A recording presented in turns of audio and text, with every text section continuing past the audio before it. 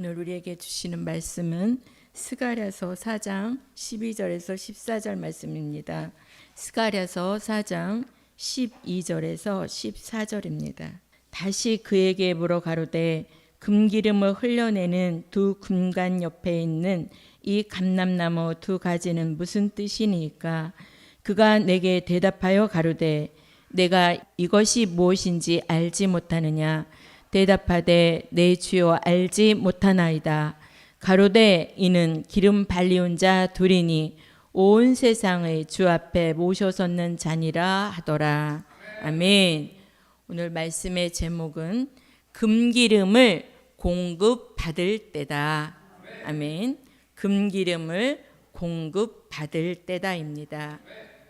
다윗이 사무엘 선지자로부터 기름 부음을 받고 이스라엘의 통치자가 되었던 것 같이 이 시대에도 하나님의 뜻이 있는 종들이 머리 위에 꼭 금기름을 받아야 할 때인 줄 믿습니다. 금기름을 받은 종은 복음을 위해서 말라기 3장 16절에서 18절 같이 특별한 소유가 되어서 하나님의 정한 날에 쓰시려고 요한일서 2장 20절 또 27절 같이 기름을 부으셔서 그 누구의 가르침을 받지 않아도 모든 것을 알게 된다고 말씀하셨습니다. 오늘 본문에서 금기름을 받으면 다음과 같은 역사가 있게 됩니다. 첫 번째, 자던 잠에서 깨어나게 된다. 스가랴 4장 1절입니다. 같이 압독합니다. 내게 말하던 천사가 다시 와서 나를 깨우니 마치 자는 사람이 깨우임 같더라. 아멘. 마태복음 25장 1절에서 13절에 보면 기름 등불 준비한 슬기로운 다섯 처녀나 기름 등불 준비하지 못한 미련한 다섯 처녀 모두 다 졸며 잔다고 했습니다. 여기서 다 졸며 잔다고 하는 것은 안일과 태만과 게으름에 빠져서 어두워졌다는 것을 말합니다. 그래서 이사야 선지자는 이사야서 5장 20절에서 21절에 보면 악을 선하다 하고 선한 것을 악하다 하고 흑암으로 광명을 삼고 광명으로 흑암을 삼고 또 단 것은 쓰다고 하고 쓴 것은 달다고 다 뒤죽박죽되는 거죠. 그러면서도 자기는 스스로 지혜롭다, 명철하다 이렇게 말한다는 것입니다. 그래서 그들은 결국 다 화를 받게 된다고 말씀하고 있습니다. 이렇게 다 졸며 자고 분별력을 상실함으로 때와 시기를 알지 못하고 주의 재림에 대해서도 관심도 없고 분별하지 못하니 이사야 선지자는 이사야 5장 12절에 여호와가 하시는 일에는 관심도 없고 생각도 갖지 않는다 이렇게 말씀하고 있습니다. 자, 이럴 때에 금기름을 받고 주 앞에 모셔설 종은 자던 잠에서 깨어나도록 하나님이 역사해 주시는 줄 믿습니다. 초대교회 옥중에서 잠을 자던 사도들에게 천사가 다가가서 깨워주듯이 마지막 때에 사명 있는 종을 깨우시는데 깨우시는 것이 뭐냐? 깨달음이 있도록 역사해 주시는 것이 깨우시는 것인 줄 믿습니다. 오늘 아침에도 먼저 귀가 열려야 듣는다 그랬잖아요. 그러니까 그렇게 깨워주시도록 들려지도록 깨워주셔서 깨달음이 있게 해주시고 그래서 학자의 귀같이 알아듣고 그것을 들린 사람이 또 학자의 혀같이 말씀하신다고 아침에도 말씀드렸죠. 그래서 깨달음이 있도록 역사해 주시는 것이 깨워주시는 것이다. 그럴 때에 알지 못하던 사람이 알게 됩니다. 듣지 못하던 사람들이 듣게 됩니다. 분별하지 못하던 사람들이 분별하게 되고, 미래를 내다보지 못하던 사람들이 미래를 내다보게 되는 것입니다. 이렇게 자던 잠에서 깨어나면 그 신앙과 사상과 생활에 많은 변화가 오게 됩니다. 금기름을 공급받아서 영적으로 깨어난 하나님의 뜻이 있는 종들은 무엇보다도 자기 자신을 향하신 하나님의 뜻을 분별하게 되고, 내가 이 시대에 감당해야 될 사명이 무엇인지를 바로 깨닫게 된다는 것입니다. 그래서 복음에 대한 열정이 살아나게 됩니다. 그런 사람은 자신도 살고 또 많은 사람을 살려내는 종으로 이 시대에 하나님의 뜻을 이루어드리는 종이 되는 줄 믿습니다. 두 번째는 변함없는 사람이 된다. 스가랴 4장 12절을 같이 합독하겠습니다. 시작. 다시 그에게 물어 가로되 금기름을 흘려내는 두 금관 옆에 있는 이 감람나무 두 가지는 무슨 뜻이니까? 아멘. 세상에 모든 것들은 다 변합니다. 변하지 않는 것은 없습니다. 근데 우리가 금을 우리가 소중하게 여기는데, 금이 왜 보배롭고 소중하냐? 변하지 않기 때문입니다. 그래서 금기름이라고 하는 것은 금은 변함이 없다. 기름은 성령의 기름 부음을 머리에 받은 자를 말하는데요. 이렇게 변함없는 성령의 금기름을 머리에 부음 받은 종은 어떤 경우에도 변함이 없습니다. 또 변질이 없게 만드시는데, 특별히 이 마지막 때를 살아가는 종들에게 부어주시는 성령의 은혜인 줄 믿습니다. 말라기 3장 2절에서 3절에 보니까 말세의 뜻이 있는 하나님의 종들은 금은같이 연단해서 변함없고 변질되지 않게 만드신다고 말씀하고 계십니다. 야고보서 1장 2절에서 4절에도 믿음의 시련이 인내를 만들어내고 그 인내를 온전하게 구비하여서 조금도 부족함이 없게 하신다고 말씀하셨습니다. 누가복음 18장 8절에 보면 인자가 올 때에 세상에서 믿음을 보겠느냐 이렇게 말씀하셨는데요. 이것은 이렇게 반문하시는 거잖아요. 그러니까 결국 인자가 올 때, 예수님이 이 땅에 오실 때에 이 세상에 믿음 있는 자가 그리 많지 않다는 것입니다. 그래서 이 마지막 때는 믿는 사람들도 다 변하고 변질된다고 하는 것을 말씀하시는데요. 특별히 우리가 코로나를 겪으면서 가난한 교인이 더 많아졌죠. 그리고 익숙해졌잖아요. 집에서 그냥 예배 드리는 것이, TV 앞에서 이렇게 예배 드리고, 그래서 정말 이름만 믿는다는 이름은 가졌지만 우리가 많이 변질되고 변함없는 그 믿음을 가진 사람들이 그리 많지 않은 이 마지막 때라고 하는 것 우리가 알 수가 있겠습니다. 이럴 때 정말 우리가 이 변질없고 변함없게 만드시는 이 성령의 은혜, 이 금기름을 우리가 반드시 받아야 될 줄 믿습니다. 그래서 그 금기름을 받은 다윗이 평생토록 하나님의 마음에 합한 삶을 살아갔습니다.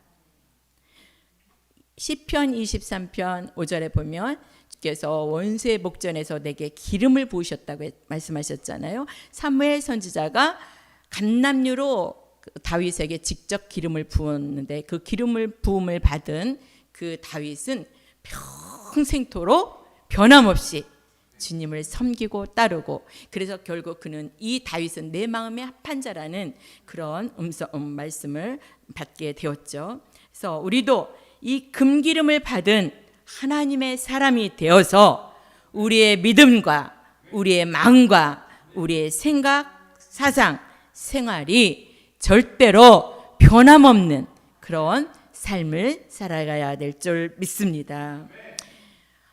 아까 말라기 선지자도 말씀했던 것처럼 변함없고 변질없게 하기 위해서 우리에게 시련과 연단을 주시지만 결국 그것은 우리를 유익하게 해주시는 방법이시기 때문에, 하나님의 모략적인 방법이시기 때문에 우리는 끝까지 견디어서 우리의 신앙과 사상에 인정받기만 하면 그때 주의 손에 붙들려 능히 셀 수 없는 많은 사람들을 살려내는 최상의 사람이 될 줄 믿습니다.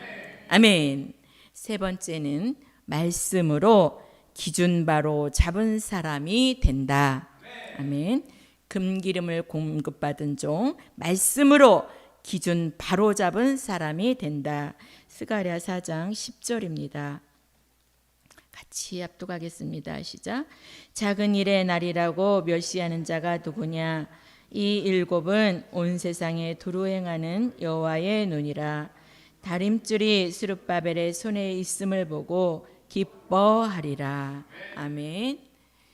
유다 총독 스룹바벨이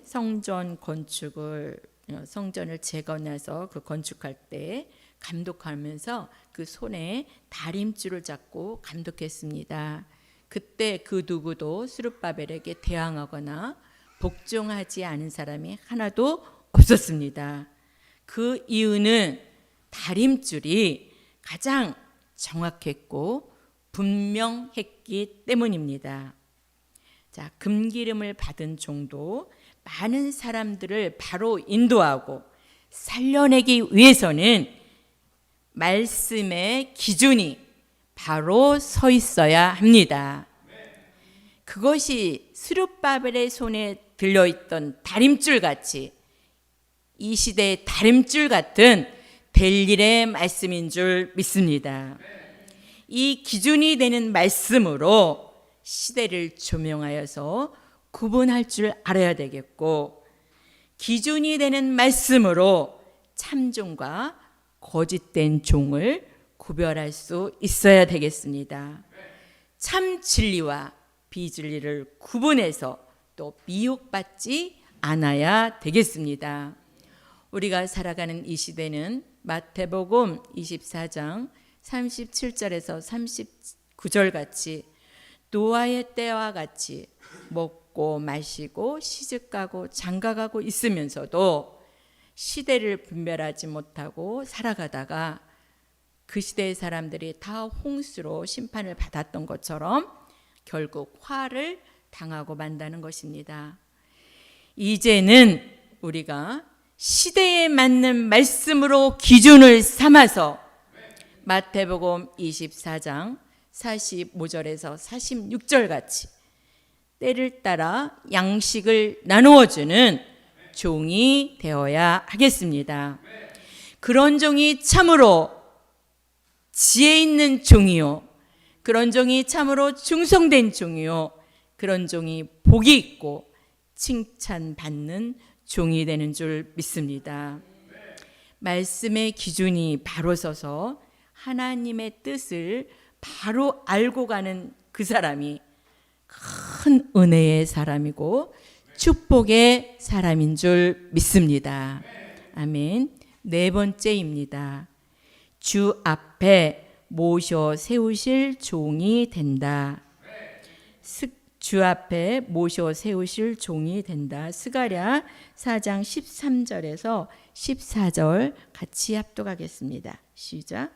그가 내게 대답하여 가로되 네가 이것이 무엇인지 알지 못하느냐? 대답하되 내 주여 알지 못하나이다. 가로되 이는 기름 발리운 자 둘이니 온 세상의 주 앞에 모셔 섰는 자니라 하더라.